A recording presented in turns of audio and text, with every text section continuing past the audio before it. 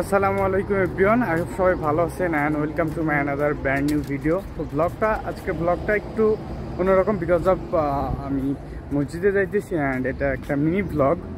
So আমি আসলে দেখাইতে চাইতেছি এইখানকার পরিবেশটা এবং এইখানকার জায়গাটা কেমন। আমি এখন রাইট নাও আছি জুমেরা ভিলেজ সার্কেলে। সো দেখতে থাকেন আমার এই ব্লগটা।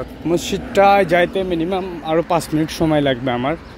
তো সামনে একটা Jumeirah village circle, I think একটা রেসিডেন্সিয়াল একটা পার্ক হইতে পারে মেবি।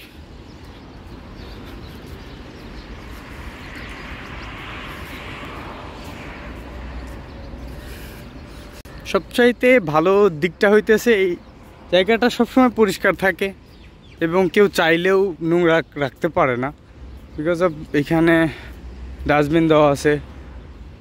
আর সবচাইতে বড় কথা হইতেছে কোনো বাজে বা কোনো খারাপ কিছু করার চেষ্টা বা যেখানে সেখানে ময়লা ফেলা এইগুলা যদি প্রশাসনের নজরে আসে তাহলে তৎক্ষণাৎ ফাইন। এই কারণে কেউ আসলে আপনার এগুলো করতে সাহস পায় না।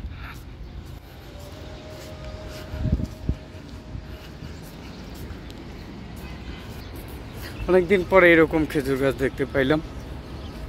তো জায়গাটা অনেক সুন্দর, পরিবেশটা অনেক সুন্দর, দেখতেও অনেক সুন্দর, ভালো লাগতেছে সব কিছু মিলায়ে।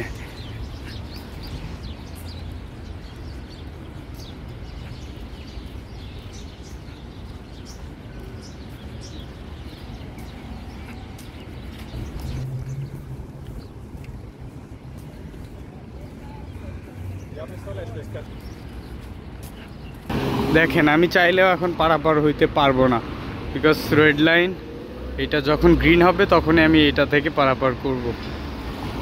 সিস্টেমেটিকটা অনেক সুন্দর, এগুলা অনেক ভালো লাগে, দেখলে অনেক ভালো লাগে। এখন আমি পার হইতে পারবো। দেখেন গাড়িগুলা দাঁড়ায় গেছে, পুরা গাড়ি।